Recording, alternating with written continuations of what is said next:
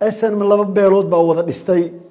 beesha Isaaq iyo beesha Ciise ayaa wada lahaa Gaboose inuu gocanayay xarigii Daahir Rayaale uu kula kacay iyo siyaasadii uu Daahir ka reebay ninka Gaboose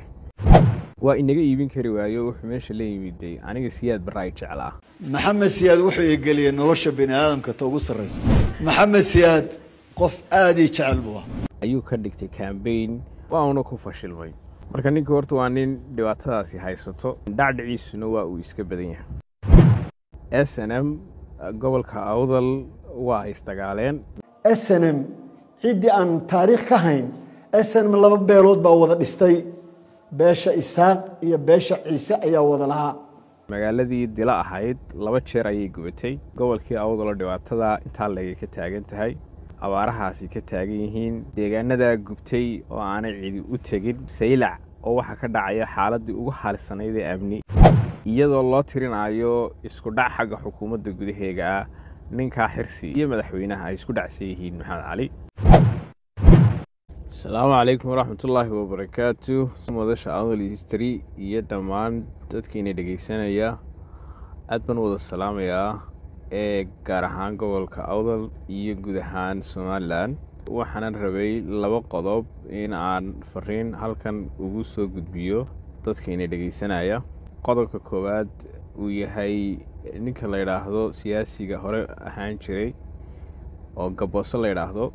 oo arrin gaf ku ah dadka deegaan ahaan ka soo jeeda gobolka Awdal ee Soomaaliland soo dhisay hadallo deelqaafa oo dhacdhaca kula soo jeestay shalay qodobka labaadna waxaan rabay fariin halkan inaan uga diro madaxweyne ku-xigeenka Soomaaliland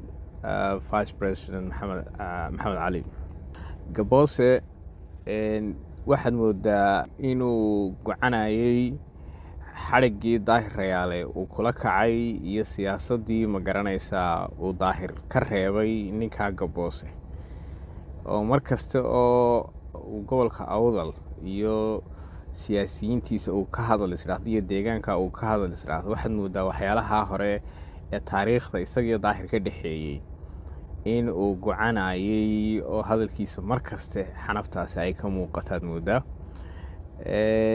berigii dhaweyd ee uu barwaaqo ururkii barwaaqo inoola yimiday waa inaga iibin kari waayo wuxuu meesha la yimiday aniga Siyaad Barraay jeclaa ayuu ka dhigtay campaign dadka reer Soomaaliland uu ka iibiyo waa uu ku fashilmay Maxamed Siyaad wuxuu igeliyay nolosha bini'aadamka ta ugu sareysa Maxamed Siyaad qof aad i jecel buu marka ninka horta waa nin dhibaatadaasi haysato dhacdhiciisuna waa uu iska badan yahay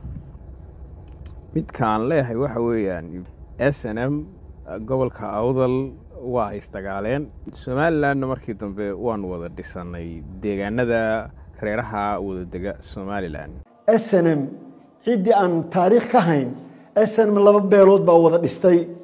beesha Isaaq iyo beesha Ciise ayaa wada lahaa asagu Galmudug ayuu ku noolaa oo reerka habargidirta ayuu ma garanaysaa dhex deganaa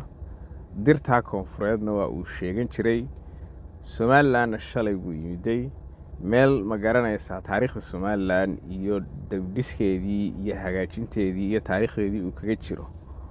lama garanayo ninka odayga ah ee reeraha shalay ka sheekeynay ninkaasi waa nin noocaasa marka waxaan leeyahay reer Awdal inaydan ku sii mashquulin bay ayaa wanaagsan qodobka labaad waxa weeyaan fariin muhiim ah oo Maxamed Cali madaxweyne ku-xigeenka Soomaaliland halkan waxaan uga dirayay madaxweyne ku-xigeenku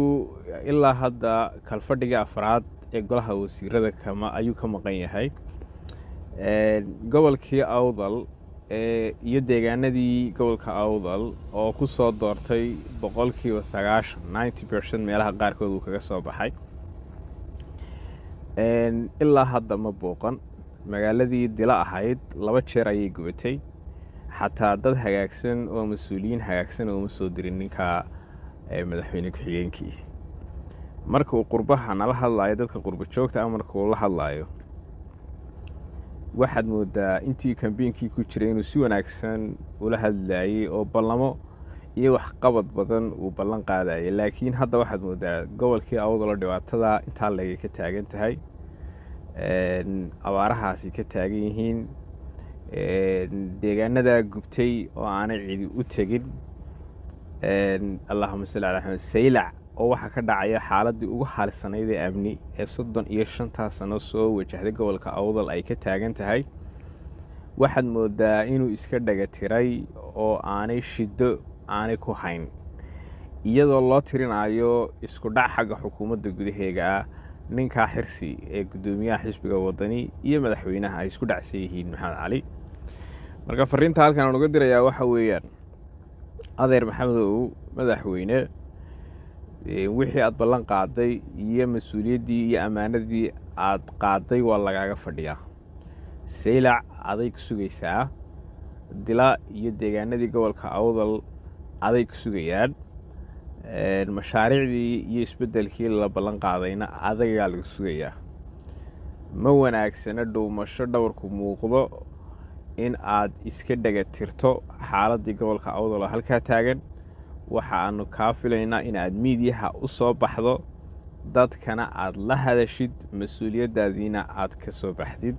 intaasina waa fariinta aan madaxweyne ku-xigeenka maxamed cali aan halkan u marinayo.